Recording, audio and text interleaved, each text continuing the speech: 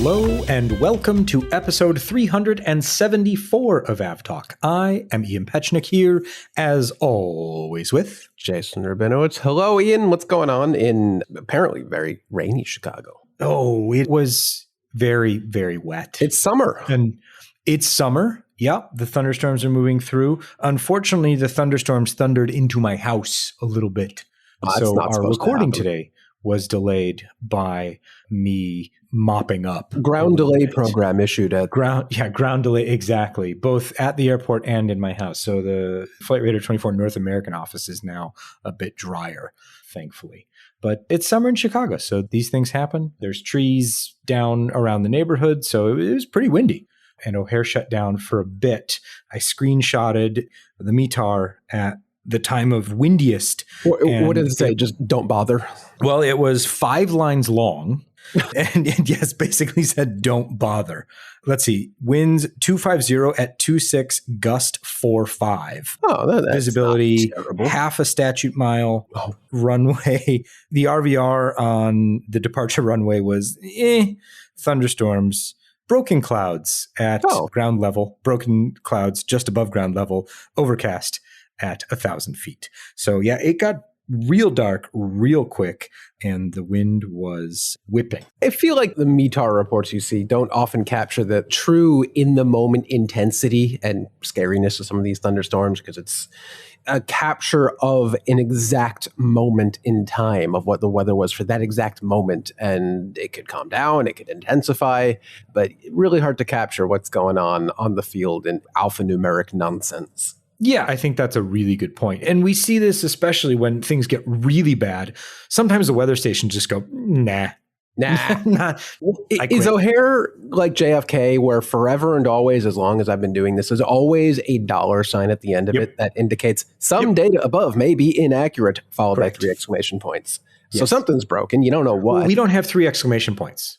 Oh, well, you need the 3 exclamation points. We only have the dollar sign to indicate possible deviation from truth. Well, the dollar sign tells you a possible deviation from truth, but actually on aviationweather.gov, an official source of METARs, the QC flag actually has 3 exclamation points next to some data above may be inaccurate. So they really want you to know that, like, this is probably the weather, but also could be the weather. I don't know, maybe not. Things are moving at O'Hare. Things are moving here at the podcast, and let's get to it because it has been a busy week.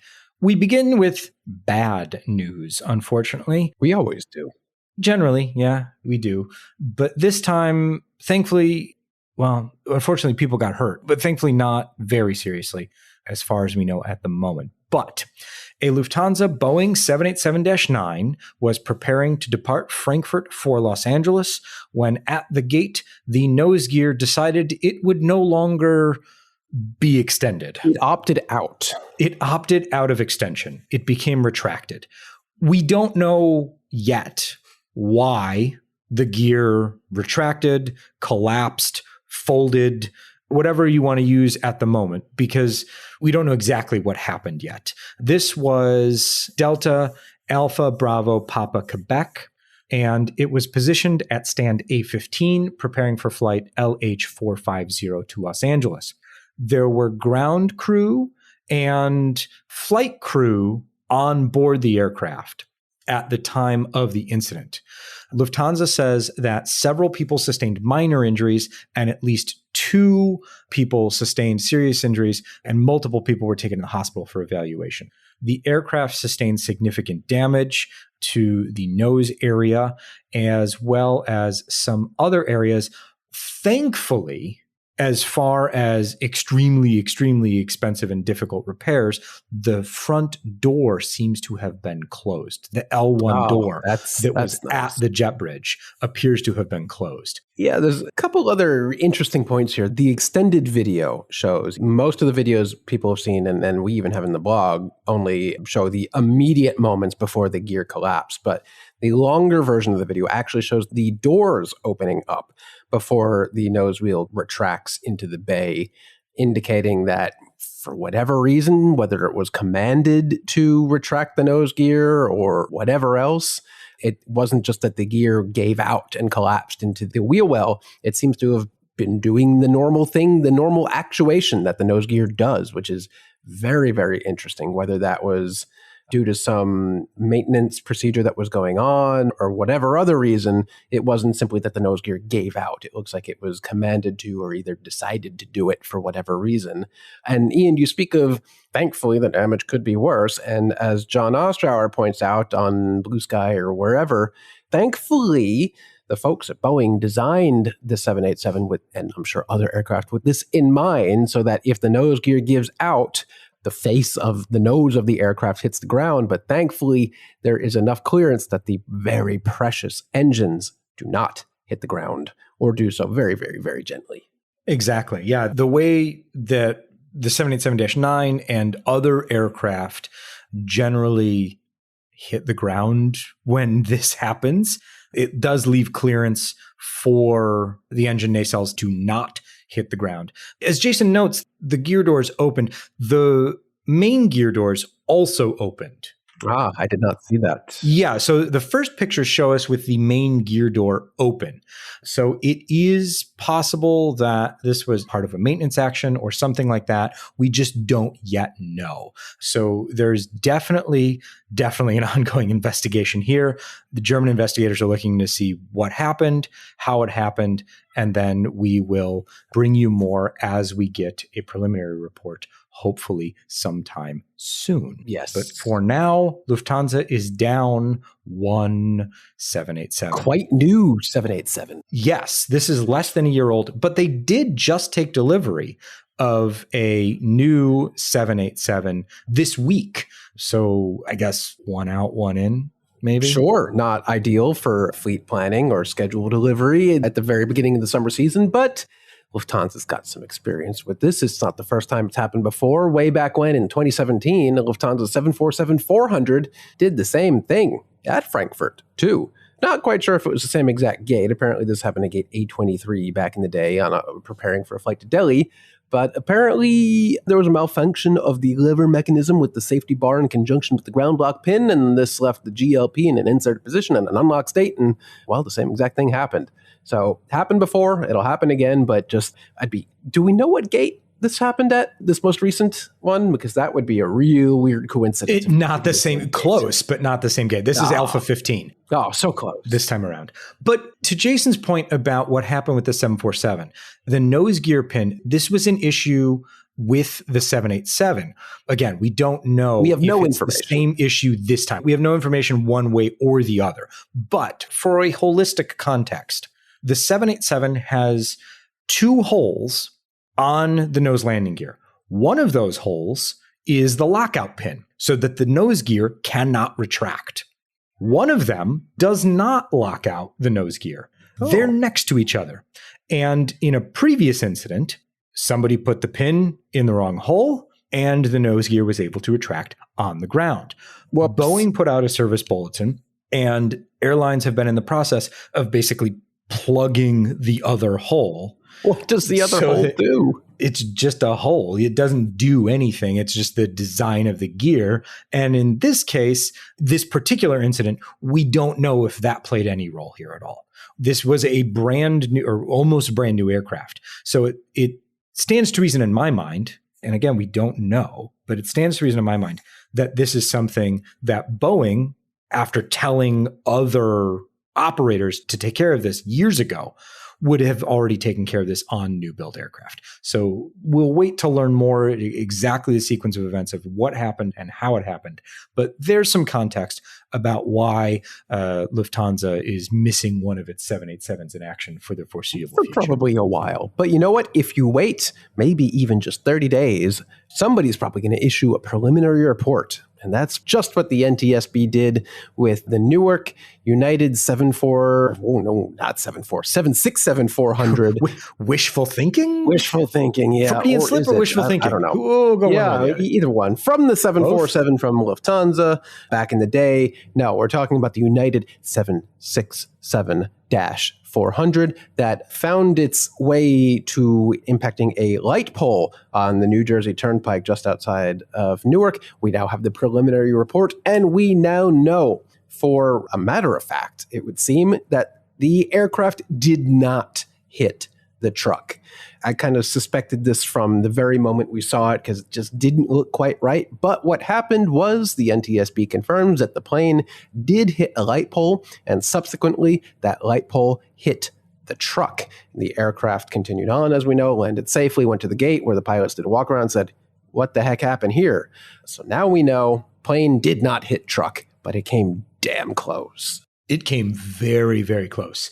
So in the final report, which we won't get for quite some time, hopefully we'll have a bit more information about the precise location of both the truck and the aircraft in relation to each other, because I'm very interested in how close those two vehicles actually got to each other. But the idea that the pilot had was to fly a lower approach than a standard 3-degree glide slope. So the captain of the aircraft discussed wanting 3 red and 1 white on the precision approach path indicator, or PAPI. That, on a normal 3-degree approach, displays 2 red and 2 white lamps to the pilots to let them know that they are on the correct glide slope. This captain wanted a lower approach because he got it. He got too low. What he wanted to do was touch down with more runway remaining than would be available otherwise if he made a 3-degree approach. So that's the idea that seems prevalent enough that United felt it necessary to remind pilots not to do that. Yeah, this is a tough one. This is a relatively short runway on a non-precision approach. This isn't an ILS. This is very much either, I don't think it's visual VOR, I guess these days a GPS approach, but it is not precision. It's approach. An RNAV approach that becomes a visual approach. Yeah, it's quite tricky. And the runway is by far and away the shortest at Newark of the 3 runways. It's like the half a runway, basically. Yeah, so 4 right, 2 left was the originally signed runway. They got switched like 3 or 4 times because it's Newark and whatnot. As is tradition. That runway is 9,000 feet and change. Runway 29 is 6,500 feet. Yeah, and anything can land on that runway. I don't know if an A380 can, but A380s aren't allowed at Newark anyway, so it doesn't matter. You can land anything once. That's true, Ian. That's true. But the NTSB preliminary report is interesting because they do note that, at least the captain stated, they had no crew resource management issues during the flight. There was a lot of conversation back and forth between the pilot flying and the pilot not flying. Multiple call-outs of like, hey, you're a little low. You're a little slow. Maybe you should do something about that. And as their speed decayed, again, the first officer recalled like, hey, you're slow and you're a little slow and a little low. And apparently he was right. And when they heard a thump, they didn't know what it was, but now we know what it was. So could have been a lot worse than it actually was. But yeah, maybe don't take that particular approach solo next time. It definitely could have been a lot worse. And it's interesting to me how United felt strongly enough that this might be prevalent enough to say, pilots, don't do that. Don't shift the aim. They're calling it ducking under. Don't shift the aiming point during landing, saying that this contributes to low flight paths during visual approaches, which this was at certain airports, and Newark being one of those airports where there just happens to be 12,000 lanes of traffic right next to the threshold. Yes, famously wide New Jersey Turnpike. But there's also one more thing. We got a couple photos from the NTSB and via the Port Authority that puts a little more context in what actually happened to the truck. The video from the dash cam on the truck is very dramatic because it is probably a window-mounted camera. And when the windshield is shattered, the camera ends up not where it was before. The truck wasn't flipped over. It didn't go flying across lanes. No, the truck driver pulled over and it was fine. But the video is way more dramatic than what actually happened simply because the windshield was shattered and remained in place actually. But then the dash cam took a bit of a trip inside the cab of the truck. But it wasn't like the truck got blasted or anything or ended up in a ditch. It was completely upright and fine. Yeah, thankfully, this resulted in no serious injuries, not to the truck driver. And thankfully, the truck was not severely damaged. No bakery items were caused. lost during this. No, that's the important thing. Mhm. Wouldn't it have been hilarious if this was like a Gate Gourmet truck? I mean, it can happen. It definitely can happen. So, but again, nothing of value would have been lost. Having eaten food on United flights before, literally nothing of value would have been lost. So this is one of those things that we've never discussed on the podcast, and then something happens and then we get there tangentially. And I'm like, okay, let's talk about it for a second. This was brought up, I think, twice to me in the past week and a half.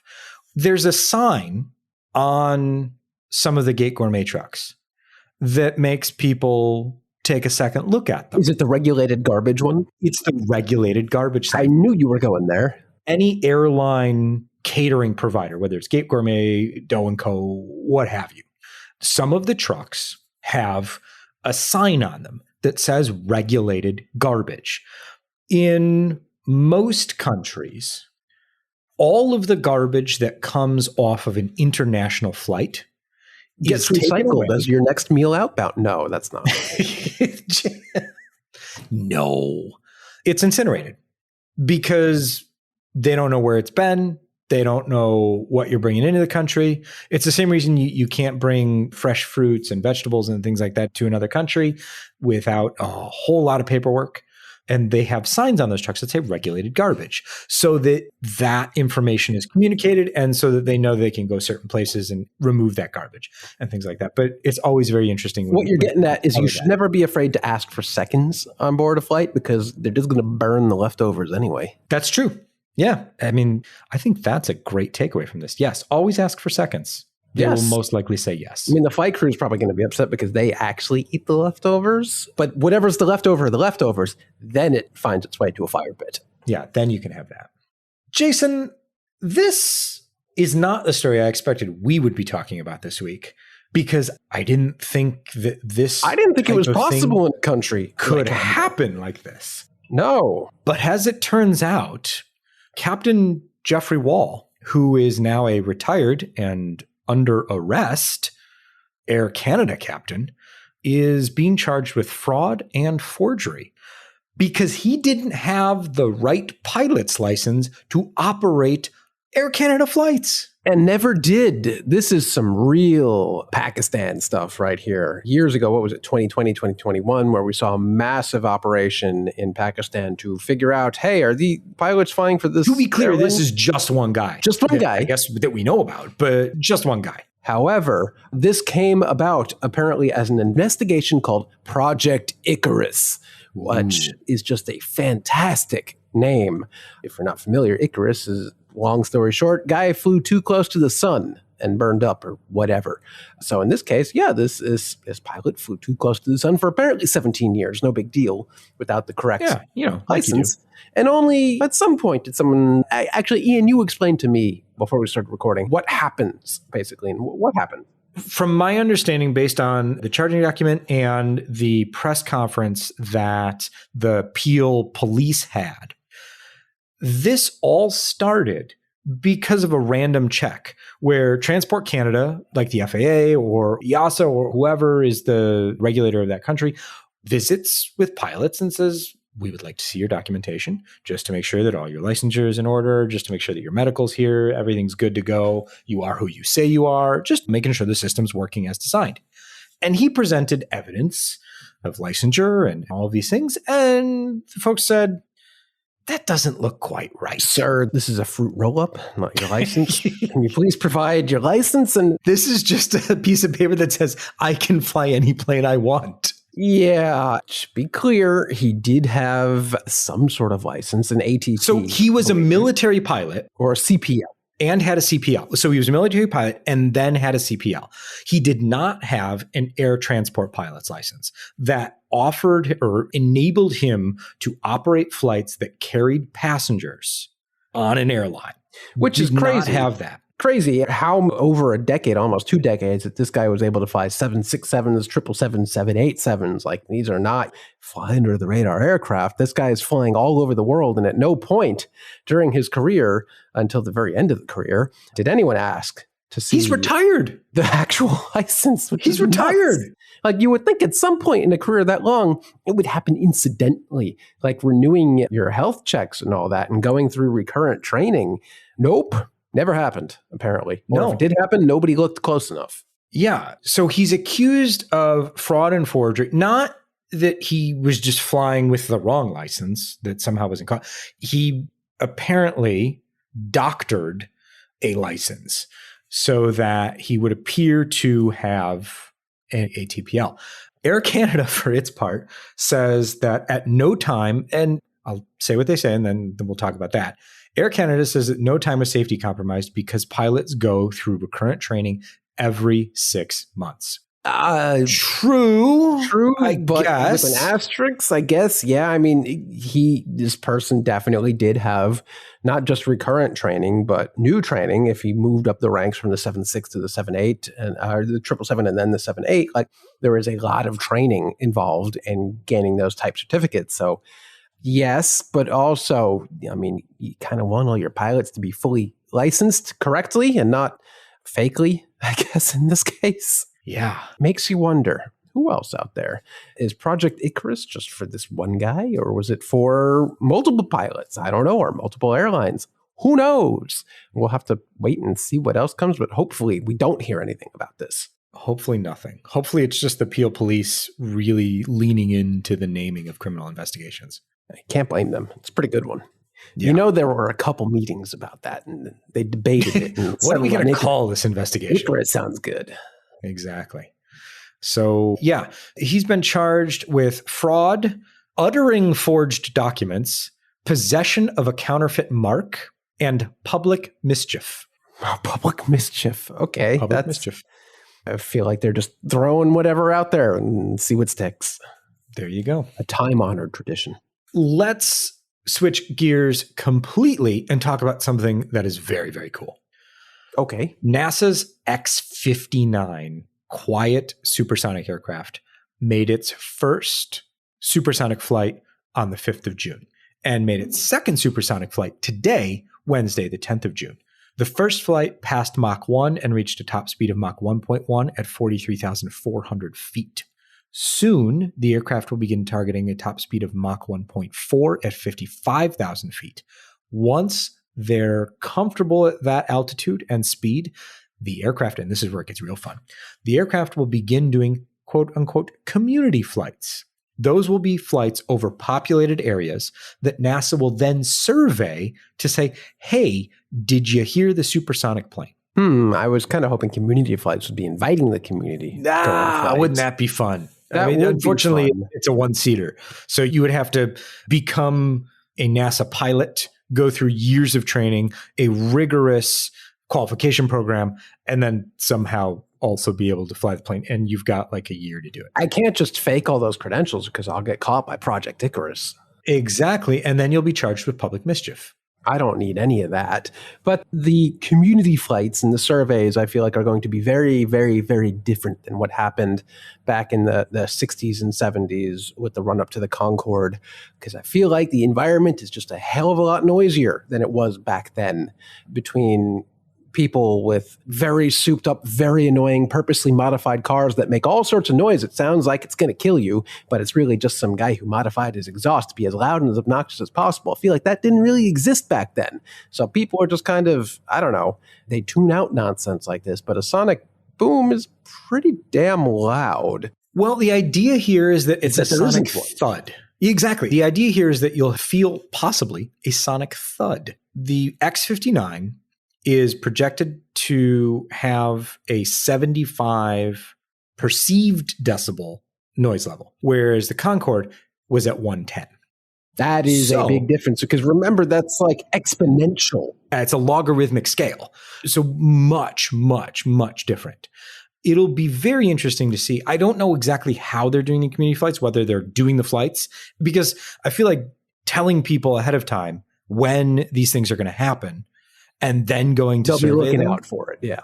Right. And then I'll be like, oh, yeah, I definitely heard it. It was super loud. What time did the aircraft fly over? 6 a.m. at some Noon? point. That being said, 10? 75 decibels is nothing to sneeze at. I'm looking at the Port Authority in New York, New Jersey has a somewhat nearly live noise monitoring website up. And all of the noise monitors around Newark, LaGuardia, and JFK, they are all well below 75 decibels. Even as, what is this, an A220-300 flies over one right now, it's only at 66 decibels. Granted, these aircraft wouldn't be making the most noise when they're low to the ground approaching an airport, but the background level of noise at these airports, even with aircraft flying low overhead, is not all that high. It's around anywhere in the 40s to 50s to 60s. Newark, unsurprisingly, is in the high 60s. So 75 decibels on the low end would be noticeable, especially if it's a very, very momentary thud. You're going to hear that. Oh, look at that. Newark just peaked to 77. Something loud must have happened on the turnpike. I mean, but the other thing is the design of this specific aircraft, where the design of the aircraft is designed to, while that noise exists, it's designed to deflect it upwards. And so it'll be super interesting to see, because we haven't been able to hear it by itself yet, because the first flight had NASA's F-15 flying alongside, which was much louder than the X-59. So that'll be super interesting to see what is happening. There's a quote from Catherine Baum, who is the project manager on the X-59 program, and she was speaking to the BBC in 2023, and she says, "We always kind of joke that the X-1 broke the sound barrier, and now we're trying to fix it." And I think that's, super interesting. Quote, "Its sonic boom won't be loud enough for people to notice. It'll be like distant thunder or your neighbor's car door closing that merges into everyday life." I mean, I don't want more noise. I have enough noise. This 777-200 that just took out of JFK at 1,500 feet produced 80 decibels of noise. Just tossing that out there. Just some nice to see these numbers go up and down.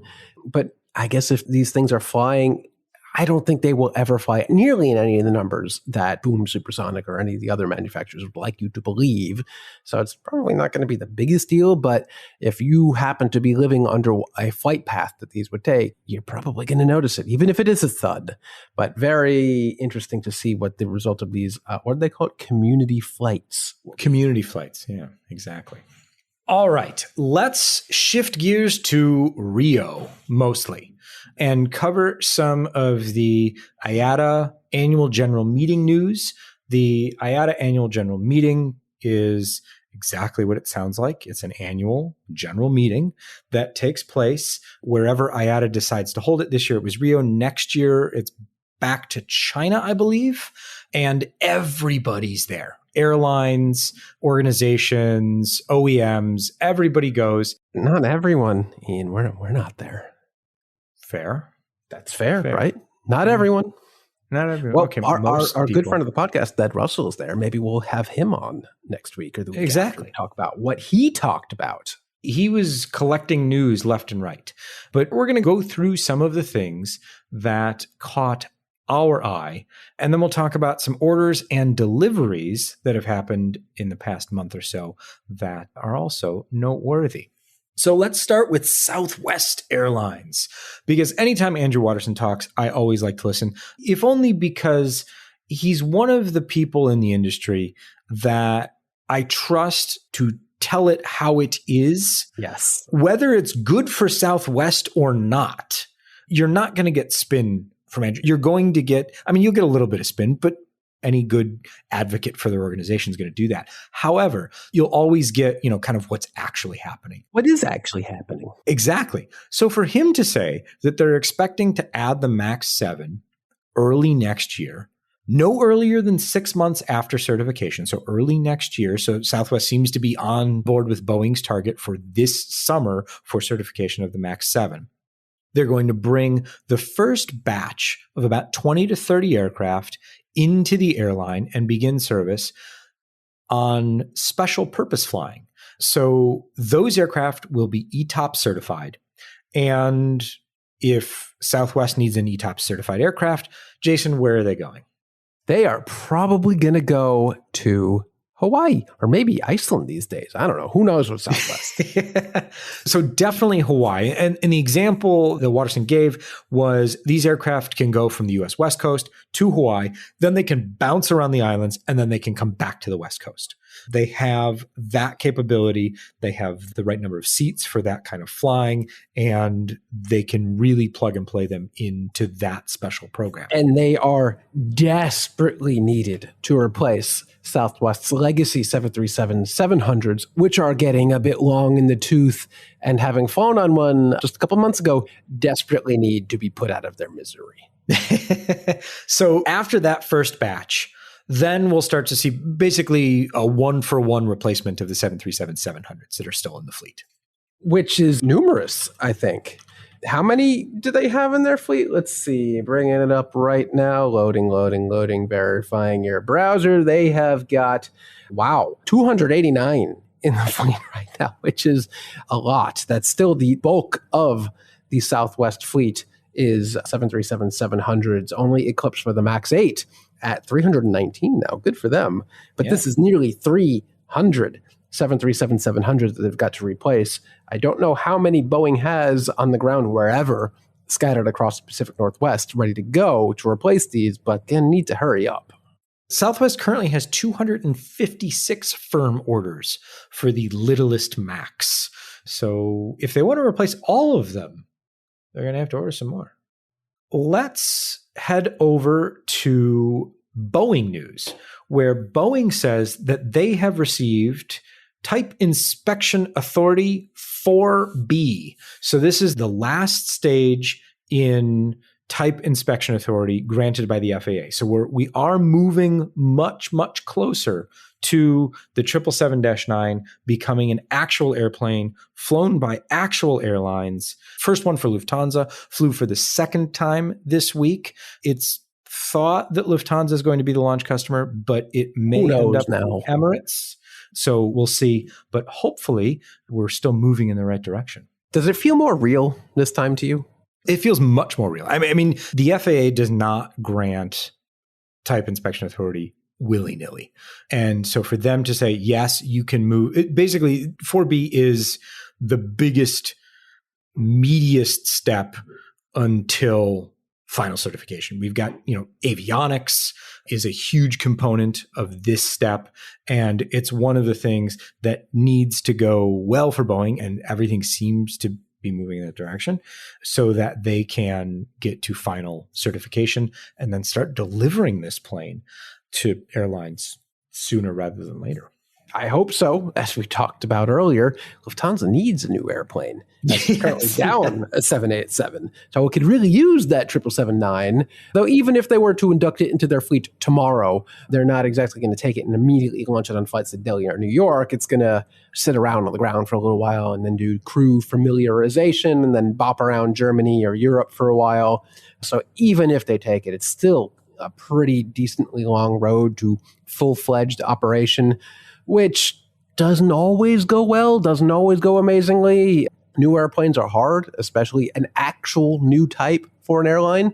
Even lesser new types. Just look at United with its elevated 787-9s that it took from Boeing not too long ago. Those aircraft have been a disaster operationally. So it takes a while to get used to new aircraft and break them in and make them a part of an actual operation.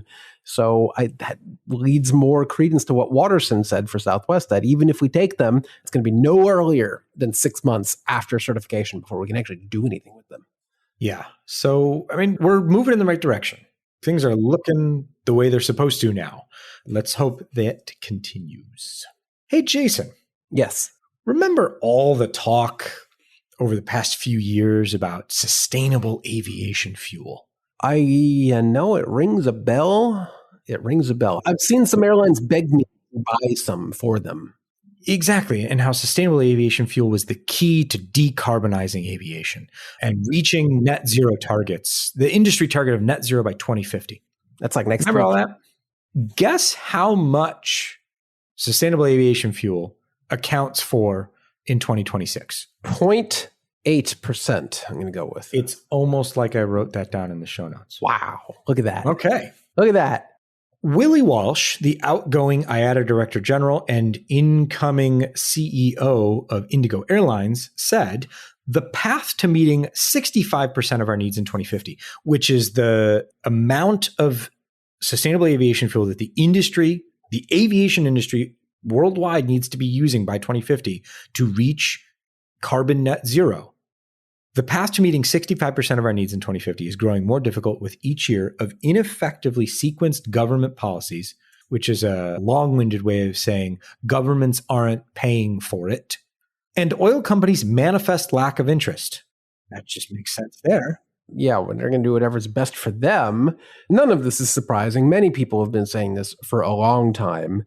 Many people have also been banking on SAF to somehow save the industry from itself, but it was a long road. It's expensive. There's no clear path to, a net zero by 2050 was never going to happen. I don't think anyone really believed that. But then literally just yesterday, American put out a press release that it and Google signed a record-breaking sustainable aviation fuel agreement, but it's only for Google. It's only to offset Google's own employee flying. Apparently, the agreement unlocked 35 million gallons or 132 million liters of SAFs over just 3 years, resulting in blah, blah, blah, blah, blah. But this is a private company saying, we want to offset our own employees flying, so we're going to buy some SAFs and feel good about it. But that's kind of where we're at with this, is that individuals can try to offset their own carbon emissions by some airlines offering a green fare, which lets you buy into SAF. But in this case, a company, in this case, Google, just saying, we're going to do it ourselves and we're going to buy some SAFs or make it available out of Chicago O'Hare specifically. So one company at one airport with one airline setting up for SAFs. This does not feel like a sustainable, expandable future for the industry. And apparently IATA is finally getting on board with that. What plan B is, I don't think there is a plan B. No, there's no plan B. It's doubling down on we need SAF. But we did that already and it didn't work. Tripling down? It's too expensive, too hard to do well. So let's try hydrogen again. Have we looked at that again recently? I think that one's on pause. Oh, okay. Well, that's all we got. Let's stick with the cost of fuel then, because WestJet has announced that it will retire its 737 NG fleet faster than it initially planned to help defray higher fuel costs that it is currently paying. So it'll wind down its NG fleet with 1-to-1 MAX 8 replacements throughout the end of the year, which makes sense for a variety of reasons. But WestJet's also pretty mad at the Canadian federal government. Yeah, apparently they felt strongly enough to put out a public press release. And I'll quote here, WestJet strongly opposes the government's proposal to issue loans to airlines amid the rising fuel cost. The government faces a choice: continue with costly and market-distorting subsidies or build sustainable future for Canadian aviation.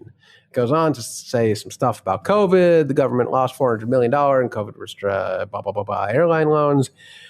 I don't know. It also calls out to say the U.S. didn't extend any loans. Yeah, and then Spirit disappeared, probably for the best in that case. But this one has me debating internally back and forth with myself whether or not this is something the Canadian government should do, because there is a very different, very specific type of airline in Canada that offers lifeline connectivity. I'm thinking Air Inuit, Air North, and I'm sure there are plenty I've never even heard of and will never hear of in Canada that offer services that cannot be replicated by literally anything else. I'm thinking, services like flying a 737-200 with a gravel kit to a runway that's barely a runway to bring literally everything a town needs to survive through the winter. If the cost of fuel doubles or triples and those airlines go away overnight, there are entire populations of people who will not be in a very good spot, because WestJet's not going to swoop in with its 737-8 MAX and deliver anything, because it physically cannot do that. So I kind of get it, but also I feel like the north of Canada is in a very unique spot where it needs these subsidized airlines if it comes to that point. I don't know if you have a different opinion, but there's some nuance here that I feel like they're skipping.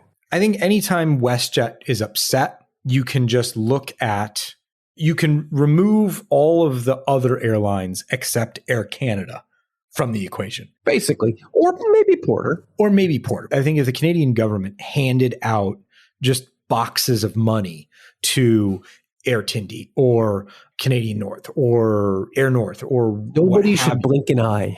I think they would be fine with that. Those are PSOs. Those are public service obligations. The Air Canada side of things, the interesting thing to me is that they don't mention that at all. It's a blanket statement that, they're, quote, Canada should stay away from distorting markets, both within our country and across the border in the US, which it's really weird that they're so focused on the US here. Well, we're their neighbor. But we're not their neighbor. Quote, our direct competitor. Oh, that's right, because the US airlines siphon off their traffic. I'm not sure what they're against and what they're for here. I don't know. It's a really weird statement. I think they're just upset with everyone and kind of wanted to just lash out a little bit. But the picture of the 737 MAX 8 that accompanied the press release is That's nice. A good picture. It's a very good picture. Is it a real picture? I don't know. Unclear. Might be a rendering. I don't know. Could be. We'll figure it out. No, we won't. That's what I'm going to spend my night on tonight, figuring out if this is a recreate it. Yeah. Let's talk about some orders and deliveries because Airbus, the A320 family, passed the 20,000 orders mark in May. That's a lot of orders. With 207 A320neo family orders for the month. The total family from the first order in June of 1981 from Air France through the large order for undisclosed airlines in May of 20 A320neos and 50 A321neos brings the mark past 20,000. That's a lot of planes. Our favorite airline at it again. Undisclosed airlines. I assume the curtain will be withdrawn from that order at Farnborough probably because that's a very big order. So orders like that don't go undisclosed for all too long. Who do you think it could be? Ooh, that's a good one. It's got to be Southwest. Probably Southwest if I had to guess. Yeah, definitely. No, Ryanair already placed their big Comac order. Right. We talked about that last week. This is a strange alternate timeline. I don't like it. I don't know. There's been a lot of talk about large wide body orders. Because that was one order. Have one coming up. Right. That was one order. One order. 2320neo and 5321neo. That was one order, not broken up over a couple of orders, a couple of airlines. That's one solid order. So that's a lot of airplanes. It is. I can't think of anyone at the moment off the top of my head who hasn't recently ordered that many aircraft. So that'll be interesting to see. Yeah, I think Farnborough is going to show us the details on that one. On the delivery side of things, United took delivery of its first XLRing from, it was in the air last week when we talked about this last week. Yeah. Next. And then Air Canada made its first XLR revenue flight, the long haul destination of Montreal to Toronto. You need the XLR. As we mentioned. Yes. These are leg stretching activities. This was obviously a press flight, first revenue flight, but also a lot of press on board. And they did very nice from what I hear. And they'll stretch its wings later in the year and into next year. Jason, there are airlines that start up and they obviously want PR. And they reach out to organizations like Flight Radar 24 and say, hey, this is what we're doing. Are you interested? And a lot of times we'll say, yeah, we're interested. We'll help you, announce things, or that's really interesting for our users. We'll, of course, send it along to them. And oftentimes that's the good stuff. In the case of Riyadh Air, they didn't tell us about the good stuff because they took delivery of a pair of 787s in an objectively cool way and didn't say anything about it. And they took actual delivery of this time. They didn't just take somebody else's aircraft, slap some stickers on it, make it look like their own. These are their actual real aircraft that they're going to put in service or have already put in service. Exactly. Have already put in service. Because I actually don't know. What did they do? So they took delivery of two 787-9s. Unremarkable, but go on. One from Everett, one from Charleston, and they linked up over the Atlantic and landed in tandem. On in Riyadh. Different runways at the same time or back to back? I don't know if they did different runways at the same time or just one after the other. But I mean, that's impressive coordination. to be able to take delivery of 2 aircraft at the same time, because Boeing delivery flights run notoriously to no schedule in particular. That's very impressive to be able to get not 1 but 2 aircraft out from Boeing at the time you think, from different origins, and be able to then link up over the North Atlantic. Ian, maybe they didn't tell you because it wasn't supposed to happen like that. Maybe they were supposed to be 3 days apart. It was a happy accident. A complete accident. Oh, that would just be the icing on the cake. Well, they started their first revenue flights, actual revenue flights, where you can buy a ticket rather than... Let me guess, they went to Heathrow. It did go to Heathrow. I'm shocked. Bad slots. The flight leaves Riyadh at 2 a.m. and lands at Heathrow right around 7 a.m. Sure. That's a rough flight. But they've got their flights. Hey, maybe that big Airbus orders for Riyadh. Maybe, I don't know. Sure, why not? Get your money in. We'll see if Airbus can orchestrate such a nice delivery. All 70 of them at the exact same time. Let us know at podcast@fr24.com if you've got insight into who might have that delivery order out. When the podcast comes out, Jason and I, if all goes according to plan, and you hate to say it, but yikes. Yeah. According to plan, we'll be on the Goodyear blimp, and we will bring you all of that next week. I might not make it out of JFK. Yeah. Or Jason just taxis around JFK and I get a lovely... If I'm lucky. Ohio.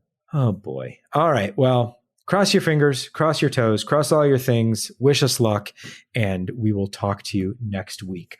This has been episode 374 of AvTalk. I am Ian Petchnick, here, as always, with Jason Rabinowitz. Thanks for listening.